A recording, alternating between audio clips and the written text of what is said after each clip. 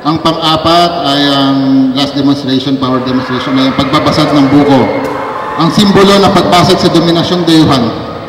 Ito ay pinaghahandaan, huwag gagayahin basta-basta. Subalit mayroong, tulad nga ng nasabi, ang karunungan ay naisalin sa atin ng buong buo. Gamitin natin ito alang-alang sa kapakanan ng bayan. Wakasan ang dominasyong dayuhan!